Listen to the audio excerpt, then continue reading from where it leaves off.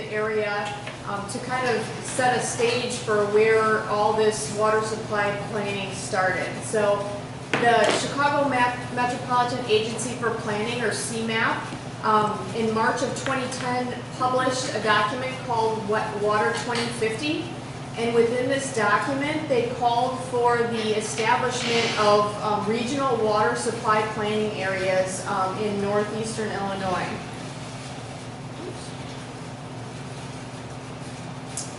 So we actually fall into the Northwest Water Planning Alliance area.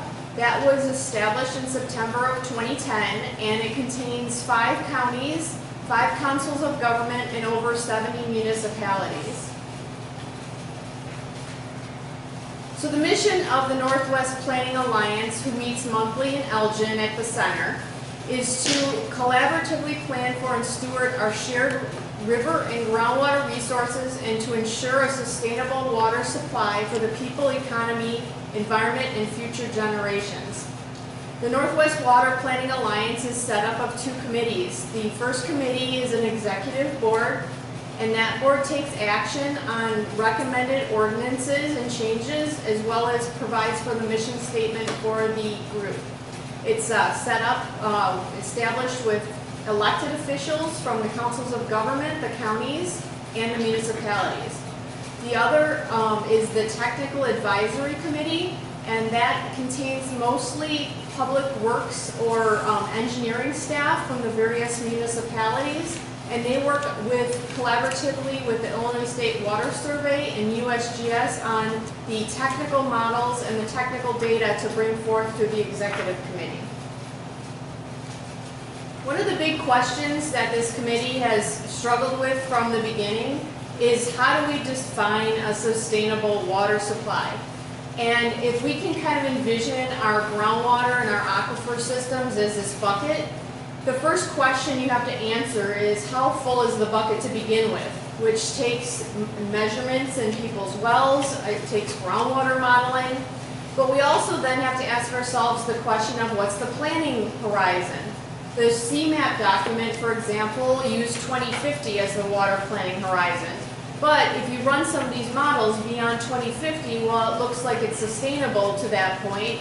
The water continues to decline. So what are we planning for? 2100? 2100? Yeah.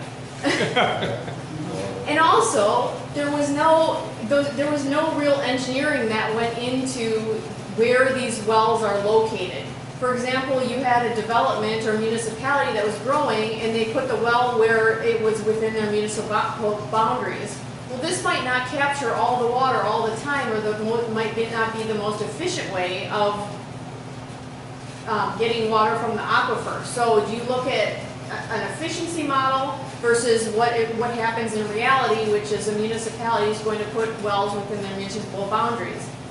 The next question is, can we use a different part of the bucket for a different part of the year? And would that bucket be maybe Lake Michigan water, or a different aquifer system, or the Fox River water? So that then changes the amount of time that your groundwater resources are sustainable, because you're using a different bucket for part of the year. Also, what can we accept? As the water level goes down in the aquifer system, it will change the capacity and potentially the water quality, and also potentially impact wetlands and the low flows in our streams. A lot of these questions are difficult because each one impacts each other, and it depends on how you model into the future how these impacts have on your data. So the Northwest Planning Alliance focuses on 3 things: education and outreach, policies, and technical research. And for this presentation tonight, we're just focusing on technical research. There could be a whole nother presentation on the education and outreach efforts from that group, as well as the policies that they've established. So we're looking at a cross-section of the aquifer system, and this is mainly the deep aquifer system in our area. And you see that the St. Peter and Ironton Galesville are commonly used aquifers in the area. And then we can look at the water levels in those aquifers. In 1863, the red line at the top shows you that the aquifer level was nearly at the surface. And then today, we look in 2014, you see the decline in the aquifer system over time. One of the concerns as we're going through the modeling process is the desaturation of the sandstone aquifers. This would be your St. Peter and your Ironton Galesville, the deeper aquifers. What happens when it starts to desaturate, and the definition of that is that the water level, when it's pumping, goes below the top of the aquifer, as you see on the right-hand side.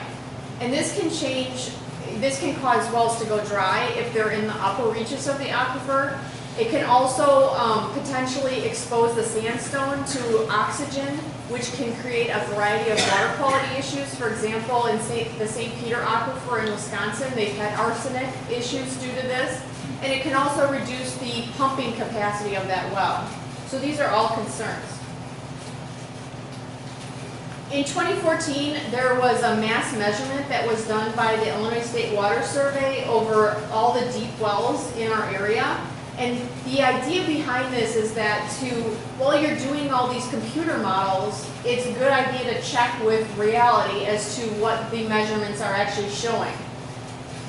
This shows that in specifically Will County and the Joliet area, there's significant drawdown, as you see by the red circle in the lower right-hand side. In our area in Kane County, we are seeing declines in that deeper bedrock system due to the drawdown that's occurring down in the Joliet area. And I would point out it's not just the city of Joliet, but it's the Three Rivers industries that contribute to that drawdown as well. Jody, if I may interrupt, are we looking at a particular aquifer here or just in general? It's the deep aquifer system. So it's the head in the St. Pete. Correct. St. Pete? Okay, Ironton. So we see though, as you look up towards CAMPTON Township, there's a wave in the drawdown measurements up in our area showing that they're actually higher than in the surrounding area. And that'll become important in a little bit. So we see, due to the observed 2014 measurements, there's already desaturation of the St. Peter sandstone occurring down in the Joliet area, and which means, again, that the top of the water level comes below the top of the aquifer. This is also occurring in wells that are open to the Ironton Galesville. They have a number of wells that are just St. Peter wells down there, as well as wells that are open to both the Ironton Galesville and the St. Peter. And because of the pumping in the Ironton Galesville and how close they are to the Sandwich Fault, they're really limited on the amount of recharge they can get into that area. So the Ironton Galesville is actually drawing water out of the St. Peter in order to achieve the supply that's necessary in that area. Sorry, another quick question, and maybe it's just reading too much into the graphic. Is it an issue with wells being properly sleeved between St. Peter's and Ironton? It's not. The wells were intentionally installed to get greater capacity in the well column. So they're drawing from both the St. Peter and the Ironton Galesville. But what happens is there's residential wells that are just in the St. Peter that's nearby, and the drawdown is impacting those wells. So this is just a graphic of what's happening in the fact that there's this draw from the St. Peter into the Ironton Galesville down in that area, which then impacts the head levels up here in Kane County. So we do have some monitoring wells that are monitored in our area by the USGS. And we see that over time, starting on the graphic, you can't see it as 1875 going up to 2050. And so some of the projected blue line is from the modeling results, and the red dots are actually measurements, observed measurements in those wells. So we see that in Aurora 19 and the Joliet wells that we're already seeing observed levels that are below the top of the St. Peter aquifer. This continues that observed 2014 measurements in the deep aquifer system, and it uses the model then and simulates this out to 2050.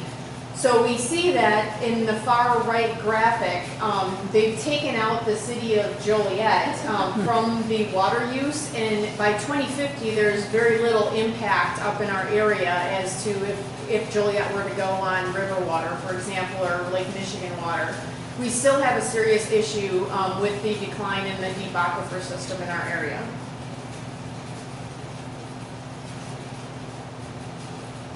So the idea here is to continue to look at the data that we have from both the Campton Township model that was completed by USGS and the Kane County model that was completed by Illinois State Water Survey, and improve the model results such that they more accurately reflect reality. And I'll go back to that slide that I mentioned where there's the wave in Campton Township. So when they actually did the measurements in 2014, they found the head levels in Campton Township and the deep aquifer system were higher than either model was predicting. So going back to a little bit of history, in 1994, when the first Wasco Sanitary District well was dug into the St. Peter aquifer, there was a period of time during the drilling that they hadn't placed the casing down through the bedrock yet, and basically overnight what occurred in the Wideview subdivision was there was a significant decline in the water elevations in the residential wells in that neighborhood. Once the casing was completed in that well, the water levels rebounded very quickly in that subdivision. And so we know we have this history of this interconnection that can happen between the shallow systems in Campton Township and the deeper bedrock systems, or the deeper sandstone systems.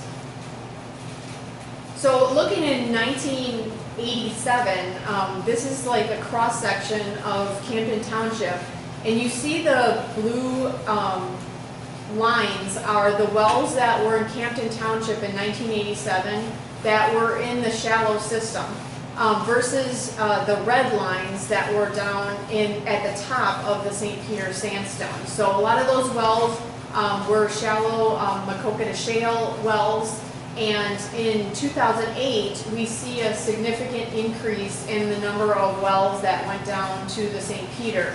And some of these wells are multi-aquifer wells, so that means they draw water from the shallow system as well as the deep.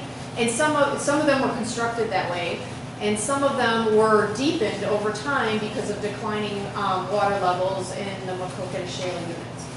Jody, can I ask you, with the Wasco Sanitary District wells that they have, are all of them down to the St. Pete's, or do they draw from different aquifers as they go?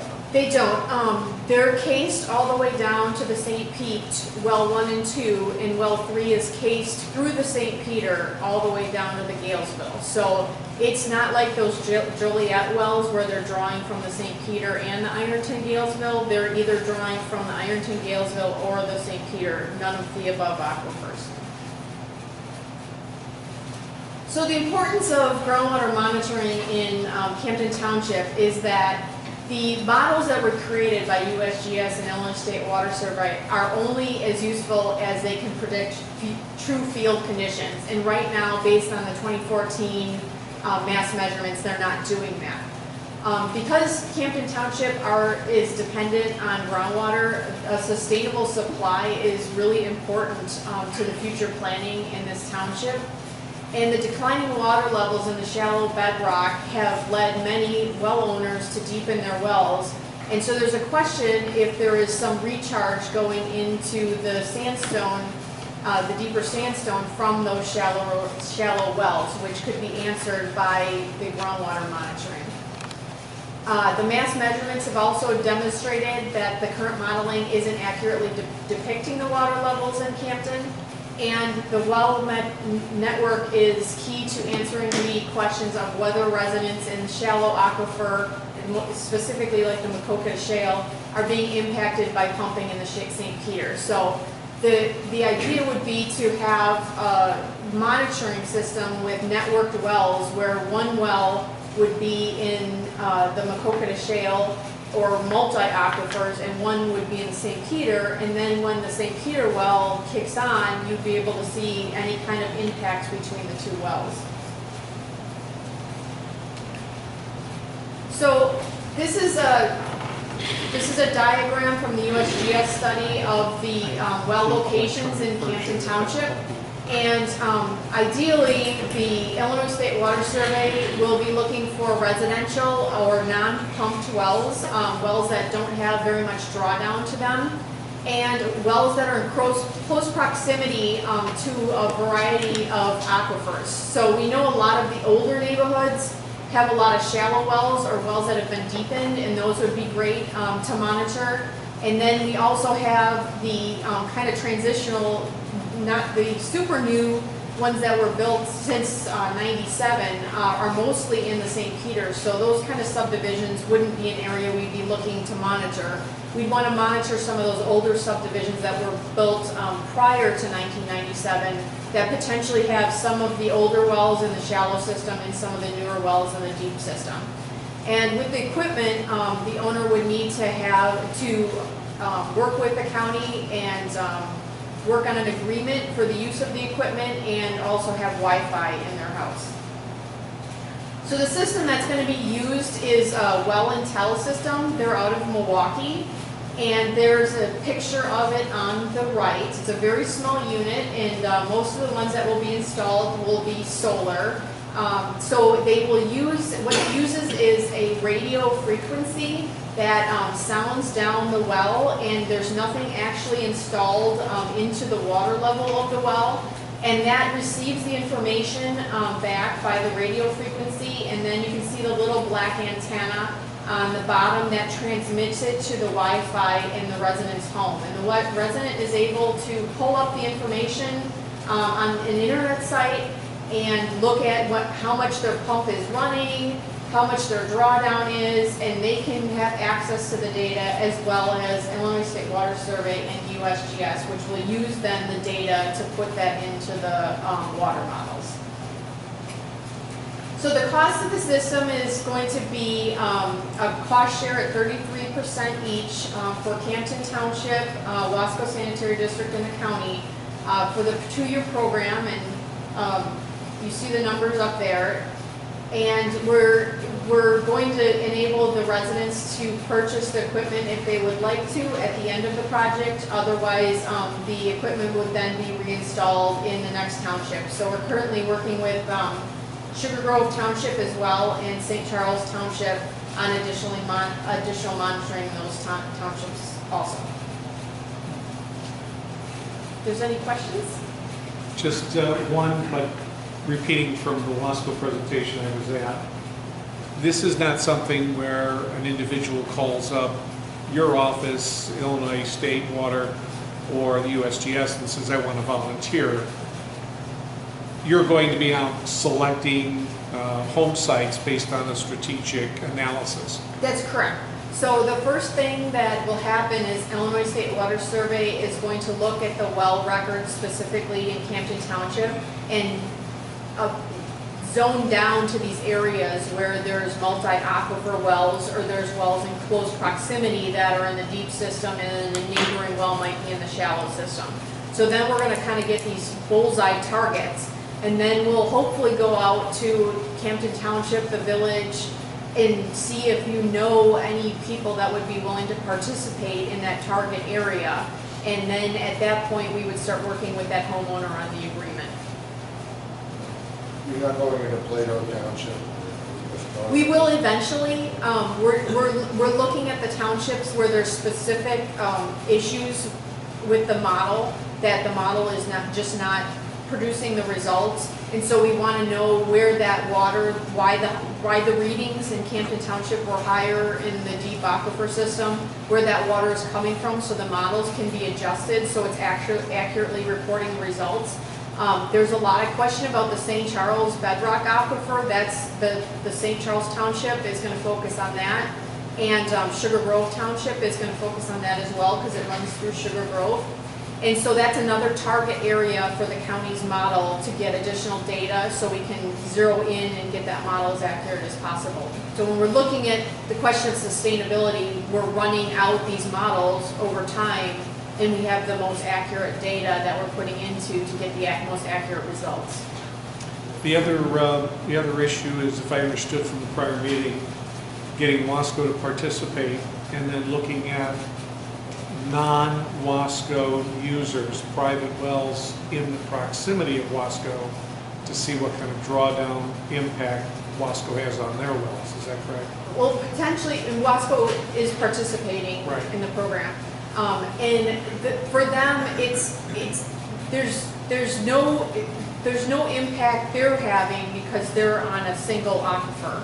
But what could potentially happen is if there's multiple aquifers in the vicinity of them, they could be drawing eventually water from the shallow system, which completely changes the water chemistry for them. And so for them, it's a planning issue for potential treatment in the future. Is this going to have an impact 20 years down the line of that we're going to have high iron water coming from the shallow system that's going to blind our filters, and then we're going to have to come up with an iron filtration system. So I don't know if it's going to, when Illinois State Water Survey pulls these target areas, I don't know if any of these target areas are going to land where we're going to see specific drawdown. For them, it's more of over time, if you're replenishing the deep aquifer system with this shallow water, in reality, the deep aquifer water is coming from over by Rockford. So if you're now taking local water and replenishing that system, and the way aquifers work is the less head you have in the aquifer, the more draw you have from the upper aquifers. So that's why we talk about Joliet, is because that cone of depression from Joliet, the wider that gets, the greater potential draw from the shallow system into the deep system in Kane County. So it's important to talk about that because it impacts the dynamics of the aquifer system. My question is, what is Joliet doing? Joliet's doing something, but again, if I go back to that graphic, what they're doing isn't enough. It's not going to be sustainable past 2050. And the challenge is that Three River area is a lot of spread out industries. And so they don't have a great network to try to work together on a water plant or a water plan like the city of Joliet does. So Joliet is looking at potentially river water or doing an allocation from Lake Michigan, which is now available. And so they have plans in the works, whereas the Three River area around them is still causing impacts. And three of the municipalities, I'm blanking, I bet it's Yorkville, I think Oswego, and Montgomery are starting to look at a Fox River plant because they're so close to the impacts from Joliet. And even with Joliet going to river water or Lake Michigan water, they're still going to be severely impacted. How much of an impact is Joliet having on us up here? Well, that was that slide for right now, that the 2014 measurements. All that drawdown is coming for the most part from Joliet. This one's kind of better. So you see in the even in the pink here on this slide, this is getting up into Kane County, right in this area. On the upper left is Kane County. And then if we go back to this other slide, these contours, the contours that are all drawn that are so steep, as it goes from purple to green to yellow, that's all created by that drawdown in Joliet. So and you said the dip that you're talking about, is that where the 800 is, or the 700? Right there. That's green. I don't know the laser cues are. It's right here. Where you see this, Oh, and it comes back out. yeah. Yeah. So what in terms of the modeling snafu, what do they think is the problem with the model? We don't know. That's why we're doing this. And so maybe in 2 years I could come back and give you another presentation as to what we found. Okay. But right now we don't know what the other source of recharge to the deep system is here, and we want to confirm that so the models can be adjusted and show that accurately. And then planning can happen if it's coming from the shallow system because of these multi-aquifer wells, identifying those and determining what the best course of action and to make sure that the people that are in those shallow systems have the most sustainable supply. Is the Well Intel program 100% funded then now? The agreement with Illinois State Water Survey is has been approved by CAMPTON Township and the Wasco Sanitary District, and it goes to our development committee tomorrow. Oh, okay. And then you're saying you're looking at a 2-year time frame? 2-year program. In the agreement, there's provisions to expand that into additional years, depending on funding. Okay. Okay, but the 2 years, that's collecting data, but how quickly do you think you'll have all of the well intels installed? Well, we're hoping to have, the first year, go back to that. The first year is 4 to 6, I believe.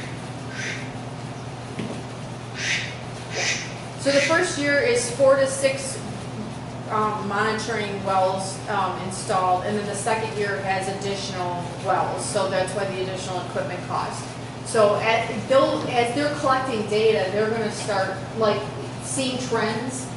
The photo I had is from a test site in Sugar Grove Township, and that was the first one that was installed, and that was back in January. And so they've already been getting a lot of great data from that well, and they're actually, this site is just adjacent to Blackberry Creek, and they're planning on hopefully putting a monitoring system on Blackberry Creek so they can monitor the surface water versus the shallow groundwater in that area at the same time. So they're already using the data that they're getting from January. Jody, you may have already mentioned this and I missed it. How many monitoring units are expected to be in CAMPTON when fully deployed? We're hoping that it's going to be about 12. 12 units? Yeah. That's how much we have in our budget currently. The one thing missing here that might be the other part of the equation, or it might be part of the other 2 presentations you're referring to, we're talking about drawdown. Is there simultaneous data that's going up about where the recharge areas are throughout the county? There's a lot of information that Illinois State Water Survey has because they've now taken all the local models, the Kane County model, the McHenry County, Will County, they've included those all into a big regional model. And so in order to do the regional model, they needed to establish those recharge areas. So in our area, they're fairly assured as to where the recharge is and the impacts up in the Rockford area and where that deep water is coming from. The challenge that they have currently is the Joliet area, and it's that doggone Sandwich Fault. So there's no wells, and they put in for several grants. There's no deep wells to the southwest of the Sandwich Fault. Mm-hmm. So what they want to do is put in a well at that location because the aquifers are completely offset at that point. And so they don't know, even though if they're offset, they don't know if there's still some sort of interaction and there is some water coming from. So they have a lot more questions down in the Joliet area as to how that recharge works as compared to our area. Last question, and that is, I recall many years ago Frank Gorham giving a presentation. I think you were on staff with Frank at the time, and a similar study, they were referring to 2040 and the projections we would be out of water in the Fox Valley in about the 2040 time frame. Was that a precursor to this study, and that's a little more antiquated and more data is coming? Or? That study you're referring to is the Kane County model. Okay. Yeah. And one of the issues that they're seeing is that the population projections that were used in that model, there were three, there was a low intensity use, status quo use, and then a high intensity use that were used. And what's happening is in some of the areas, they're looking at the trends, and the trends are following the low intensity use, which is great because then it extends it beyond the 2040 timeframe. But then you have these localized pockets that are following the high intensity or even worse. And so because they kind of lumped all the data into an entire county, and they didn't break it up between the different intensities and it wasn't a perfect, somebody didn't set up these wells perfectly kind of situation, that you have these holes where you could have a problem here, but you might not have a problem here. And so that really wasn't flushed out very well in the first version. And so as we understand, CMAP is now embarking on looking at revisiting those population projections, which would then change the water use projections to something that's more usable on like a modeling basis, because we're looking at a huge region when they were making those projections. And as you look today, we don't have the population that was predicted for anywhere near 2017. So that all needs to be adjusted in this next go around, and that's underway. But it's going to be a couple of years before that data is available. That's okay, a couple of years, I can live with Do you have any questions? Dave? Jody, talking about the water levels in the aquifer, shallower aquifer here being higher than the projection back at that time, and that the projection, the implication is that there's some leak through between wells, dropping between multiple aquifers, and we're dropping water from the top aquifer down to a lower aquifer to fill it. Right. And is that showing in the aquifer that's draining, does that show a drawdown in the shallower aquifer as it goes up on the deeper aquifer? Well, there are declining levels in the Macocata Shale in the shallower. The sands and gravels are well recharged in the Hampton Township area, but there are drops in those, but they don't know if the drops are from overuse, because it's not a high water producing like the sands and gravels are, or even the deep aquifer. It's not a high water producing aquifer. So if you take out a little water, it shows a big impact with the water levels. So what's to be flushed out is that just a result of use, or is it a result of these multiple aquifer wells that, because as we saw with the first Wasco well, you could have a huge impact from over a very short period of time in between these wells that nobody would have ever predicted would have occurred over such a short period of time. So we know the history is there, that one or two wells that go through both units could be sending a lot of water from the shallow system into the deep. Our shallow well aquifers from Rockford That's the deep system. water, is it? No, that's the deep system. The shallow system is like they call new water. It's recharged locally in most cases. The deep system is old water, so it's come all the way from the Wisconsin border through Rockford all the way down here. So if we protected wetland recharge areas locally, if the shallow well users here in Campton would benefit from that. Okay. I was thinking that was a further footprint of distance between where the aquifer recharge area was locally to the beneficiaries of that.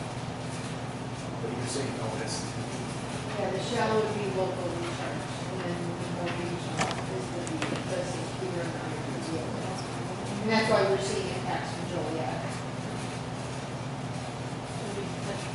I have a question about, is there a prediction on sinkholes? I grew up in Florida, land sinkholes. And could something like that be considered a reservoir for runoff? In other words, can we affect the water that falls here to stay here? Well, there's certainly, there's certainly areas where you can do that easier than others. So like the big thing is the Decatur. If you remember the drought in 2012, here, yeah. Decatur. It was all over the place. In Decatur, they have a reservoir where they're able to capture a lot of the runoff from their streams, and that's what they use for their city water supply. And the problem with, they don't have a backup system, and so they have a lot of big industries down there. And when that if that got to its lowest level, there was no water to get from anywhere. So again, there's a potential, but it needs to be sustainable too. So you need to have some sort of backup system in those type of cases where you're drawing from a set volume reservoir and relying on that. The big challenge with CAMPTON is that the size of the lots they're well and septic lots. So to try to run a system that would supply water to all those lots is very costly, because instead of being in downtown St. Charles where you've got another property every 100 feet, you're running a lot of water main to pick up all those houses and all those properties. So a centralized system would be challenging in a place like this. It might be costly, but the lower density would be less demanding per square mile on the available water resources. Well, I think what Jody was getting at, you have the right to have lower density, but it's an awful lot of space. To get to your that, house yeah. and my house. And you can Not have, talking about boxes, you can have the lower density, and what the push has been towards smart growth, where the houses are more compact, and then you have more green space. So it's the same size development and the same number of houses, but the lot sizes aren't as big. But you can't do that when you're doing septic. So you need that area for your septic field and your reserve field, and so it just doesn't, you can't have it both ways, and you can't just move them around like puzzle pieces when you need to run utilities. I think part of the problem might also be Wasco's ability to handle discharge. That's part of the equation. There's a huge part of that equation, That's yes. a big part of the equation. Jerry had a question. Yeah, a couple things. First of all, when you talk about shallow wells, what are you talking about depth-wise? Depth-wise, it would vary across this area. I'm going to say like 200 to 300 feet.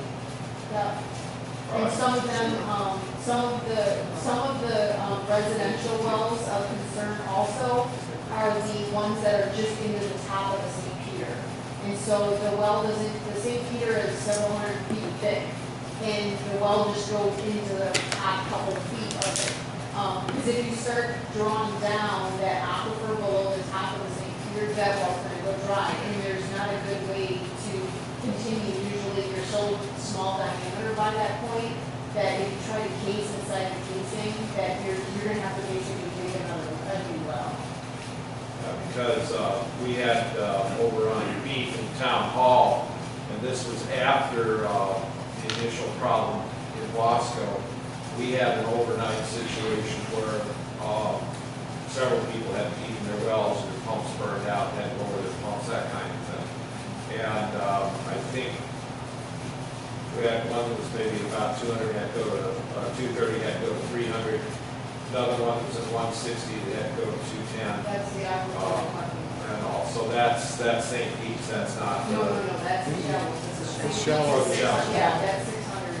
Yeah, 600. 600. All right, so the shallow system is either gravel and sand or the shale. Yeah. And the gravel and sand, it has a ton of capacity, and that's what the Pearson, the windings of Pearson Creek, the Pearson Creek utilities are in that sand and gravel, and they have a ton of water. It's not great quality, but it's recharged very quickly, and so the ability to get a lot of water out of that unit is great.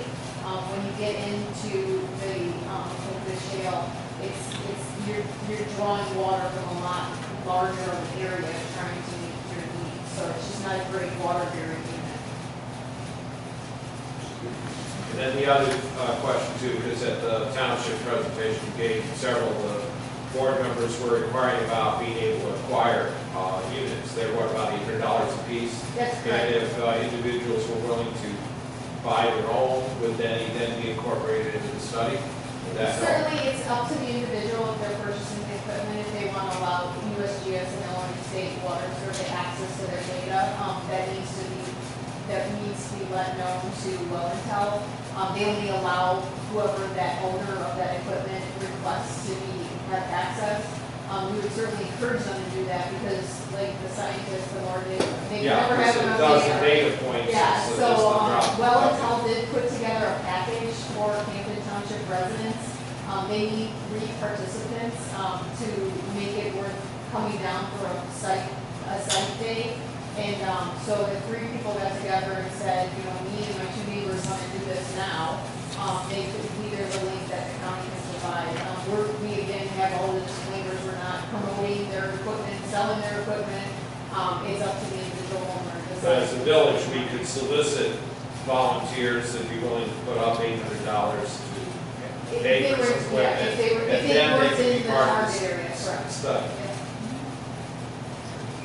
Yeah, I think the township was talking about doing a press release, see when the system, when they start working on the system, if anybody else that isn't in a specific target area wants to participate, they can do that. Is all of Camden in the target area? Jody. Is all of Camden, Campton Township or Campton Village in the target area? The study area is Camden Township. Okay. I had a couple questions, kind of piggybacking on Jerry's question. The shallow wells, is the definition of shallow and deep, is that the same when we talk about municipal wells, or are they different? Okay. You made a comment about, you were talking about the Sandwich Fall, which I'm not exactly sure where it runs. It goes through the township? No, that's way down by Joliet. You see that black line that is at a 45-degree angle? Okay. That's the Sandwich Fault. And my question was, I heard you make the comment that there are no deep wells this side? Yeah. On the So southern there are side no of the Sandwich Fault. municipal wells that are deep? Wow. It's weird because, well, and you kind of get out into, there's not a lot of big municipalities Right. up there. Yeah. And there's enough shallow water-bearing units, it doesn't make any sense to somebody, it's kind of like Big Rock Township. There's not a single deep well in Big Rock. Believe it or not, we've looked everywhere, by the way. We really need a deep well in Big Rock Township. So if anybody has any ideas, there's just so many like shallow water-bearing units. Who's going to pay to dig their well deeper when you can get water shallow? And you're paying, the cost of pumping goes up and electricity goes up, and so it just doesn't make sense to go that deep, just like in Big Rock. So it's the same kind of situation like that, southwest of the Sandwich Fault. Jody, why the deep blue and purple in the metropolitan Chicago area for the head change? Is that because it's all Lake Michigan water and groundwater? It's not. That's the recovery from when DuPage County went on Lake Lake- Michigan water. Ah. So they're still seeing the heads come up in that area because of that. Okay. So, how might we educate residents on the value of recharging, if you will, our wetlands, recharge areas, you know, and so forth? I mean, what, do you have data that shows the value in that? We don't, and that question has been asked a lot at the NWPA meetings, and we always kind of circle around to the bugs and the, you know, amphibian type people. In Michigan, there was extensive studies done as to the impact of a reduction in groundwater flow into the wetland area and wetlands areas and the base flow of your streams. And what they found was, don't quote me on this because this was a presentation a while. It was like a 7% change like impacted those areas. Well, we're way beyond a 7% change. So the question then becomes like, what is acceptable? And again, with the sustainability bucket is, you know, is it okay to save this species but not that species? So you get into this like circular argument about where do you draw the line now that we're already past the impacts of the reduction in groundwater flow in a lot of our streams. But so it makes me want to ask the next question of, but does that even matter? You know, it is still offering any kind of water benefit to your wetlands, to your recharge. I mean, it's almost like, why wait for the answer when? Yeah. But also I think it's important that if there is any kind of scientific and technological and you know, way that it shows a truth behind you, it's important that the importance of maintaining your wetlands, you know, and even doing things with your detention ponds and with shoreline, with stormwater related, and then your recharge areas, you know,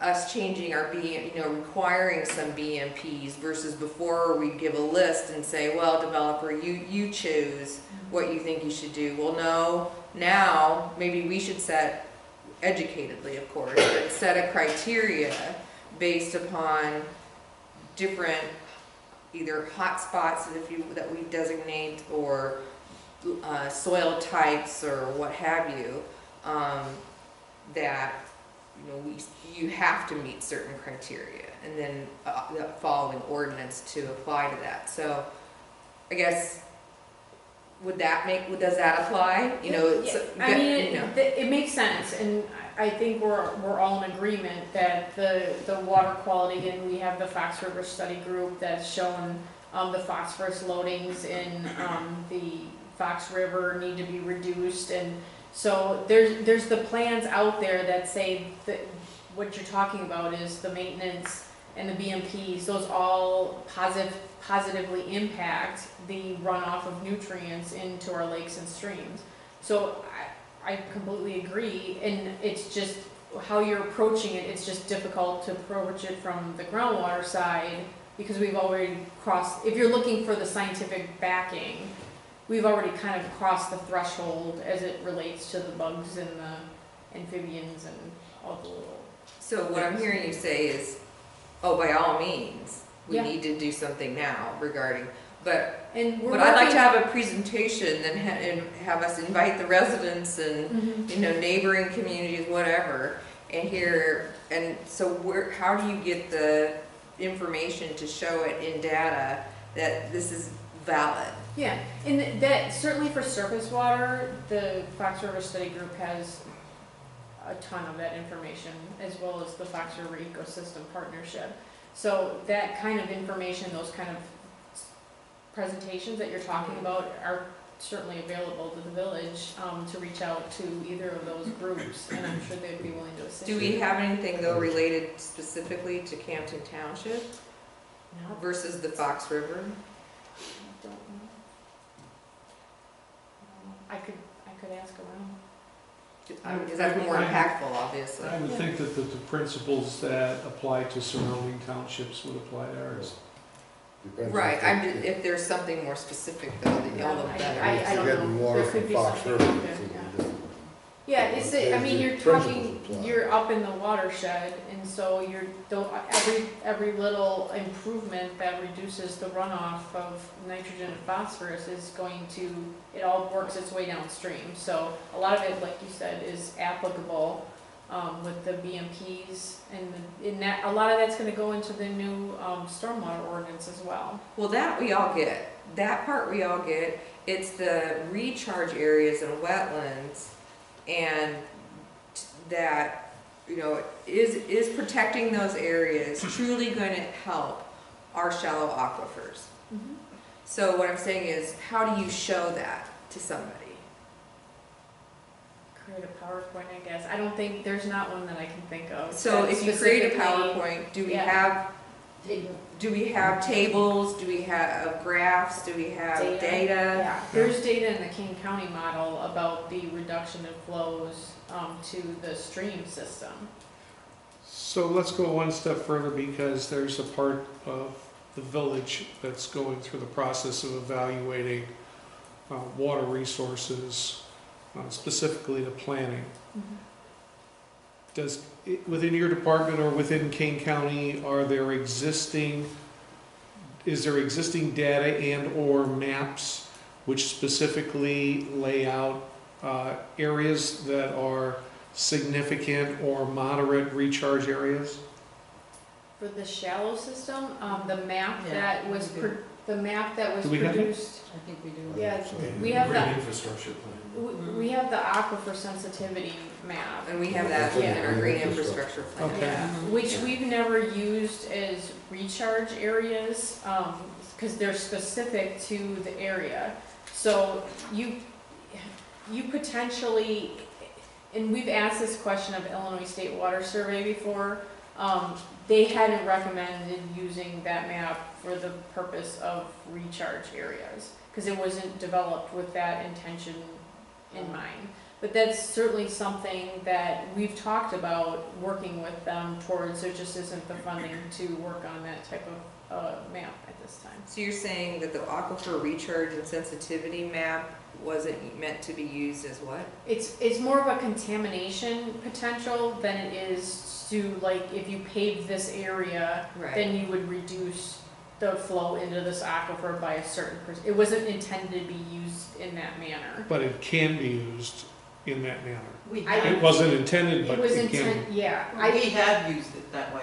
Yeah. Okay. I Don't you agree, don't, Sue? I've asked that Well, we question, have. and yeah, they advised me not to. So it's not mine, they created the map, and so they're the scientists, but they had some reasoning behind why they wouldn't recommend using it for recharge areas. But they were recommended for contaminant issues. Correct. Yeah. Yeah, so if you were gonna have like a gas station or something, or like Yeah. Yeah. landfill, for example. So what's the difference then? I don't know. It's not my map. I could find out and get an answer back for you. That would be, But we've Right. asked that same question because we've tried to use it in that manner and they advised us not to. So I can't remember the details of what their reasoning was behind it, but it wasn't created for the purpose of recharge areas.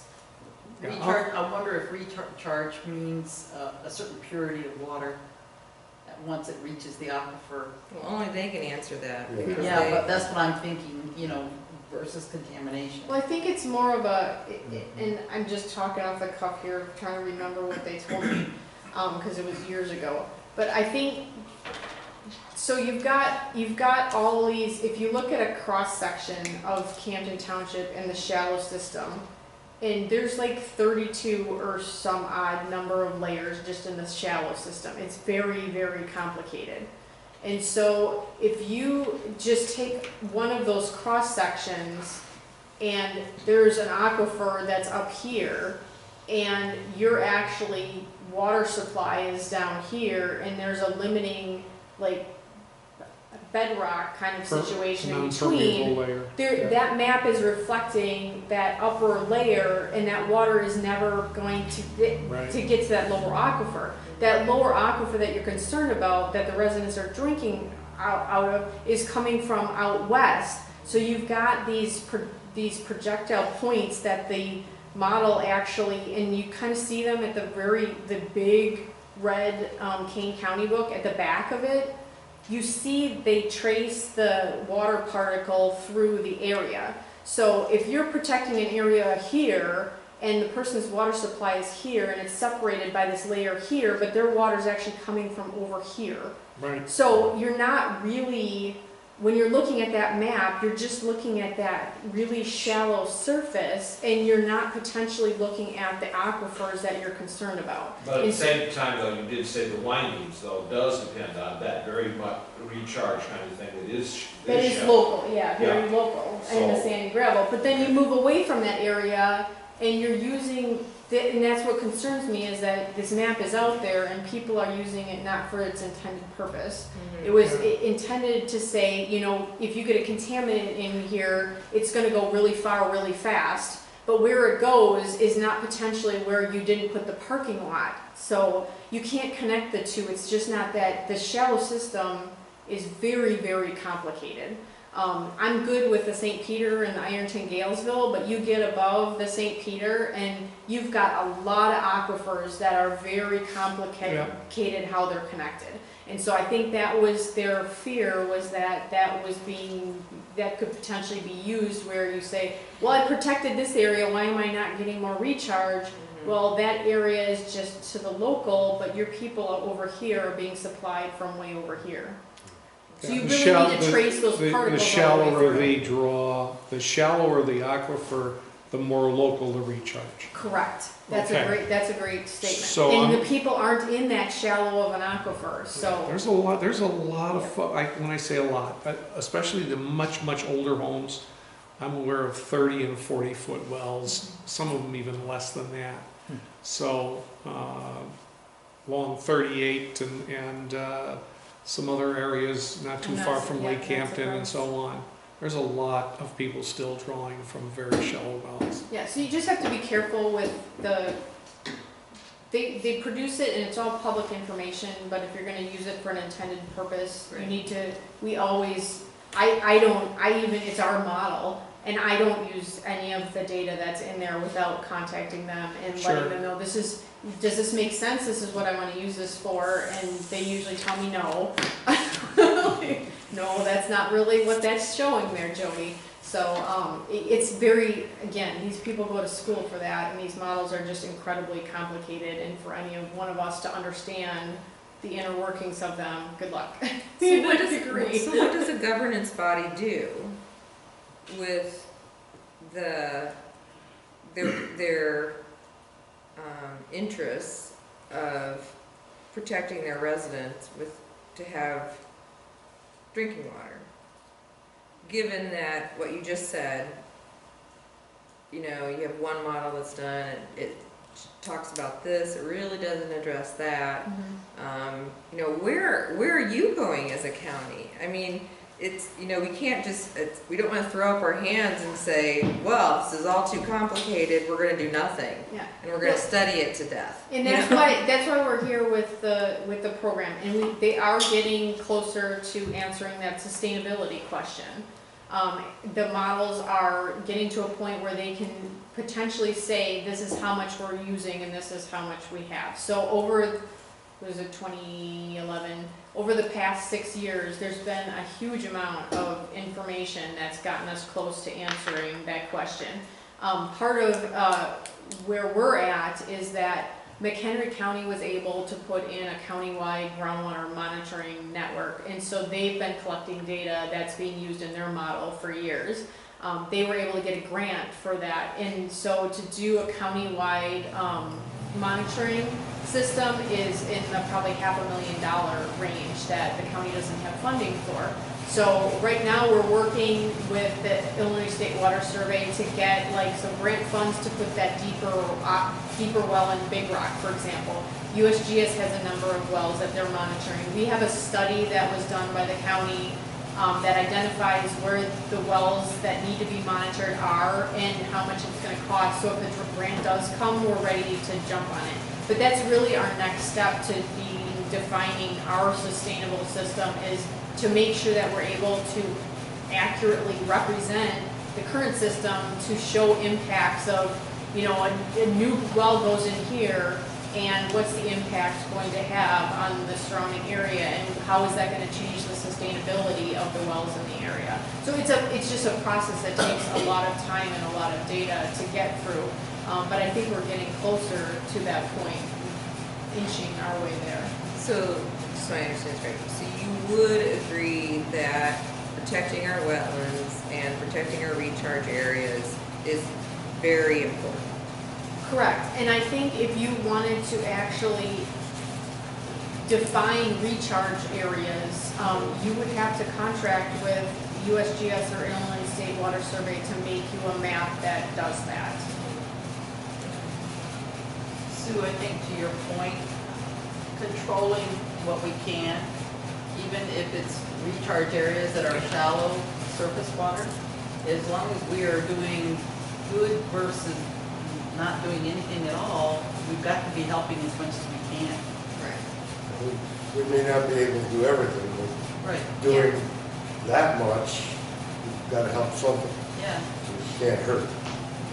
If someone wants to put a gas station in a shallow area, they're going to have to put in a lot of barriers so that there isn't an accidental thing. Or you don't do it at all. Or you don't do it at all. Exactly. Big Dave.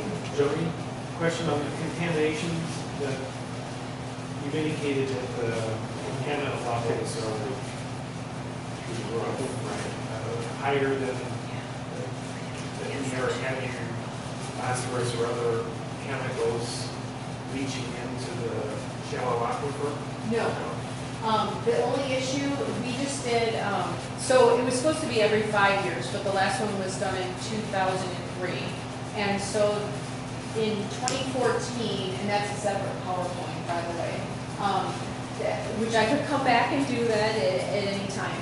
But there's 64 wells that were tested by the Illinois State Water Survey in 2003, and they were retested in 2014. And there's a report online. I can send you the link, and then the village can get all the data. But it's mainly from road salt. So the higher concentrations that have really gone up in the shallow aquifer systems in Kane County, specifically in the urbanized areas, has been salt. And the USGS has done extensive studies up in McHenry County because they're all sands and gravel, so they have even more extensive issues with the road salt. Is to try to take, there's different chemistry between road salts and like your ion exchange systems that discharge mostly into most people's septic systems. So they tried to piece out where the contamination is coming from, and for the most part it's coming from road salt. There's a little bit of contamination coming from the fertilizer applications on farm fields of the same chlorides. You get that from farm fields as well, and a little contamination coming from the backwash of the ion exchange systems that the water softeners in people's residential houses. But the majority is from the road salt. So we've seen large increases, and those are available on Illinois State Water Survey's website, and it'd be Kane County groundwater analysis in 2014, and the report with all the graphs will come up, and they have really great graphics of bullets. The bigger the bullet is in the area, the more increase there's been over that 12-year period. Are there best management practices now on other options? Because I think sand uses beet juice and Yep. Well, yeah, they do use other options. There's been a lot of sensible salting seminars that have gone through the area every fall, where the operators of the salt trucks are trained. Salt is cheap, and so that's what people are going to use unless they're environmentally friendly like Sam, that he's using the beet juice. And then the pre-applicators, that also reduces the amount of salt you actually need to put down. But one of the big challenges that in the discussion about the road salt that came up was residential, the private snow removal companies, they're just charging the customer, and you see the big box stores along Randall Road, the customer doesn't want the liability of somebody slipping and falling, and so how do you regulate those people, especially you can train the operators on the roads, you still have a pretty big chunk of it coming from private.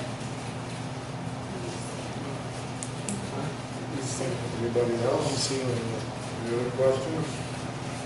Thank you, Jody. I don't see any other questions. Then thank you for your time, Jody. Thank you. It was very informative, and we might have you back to do us other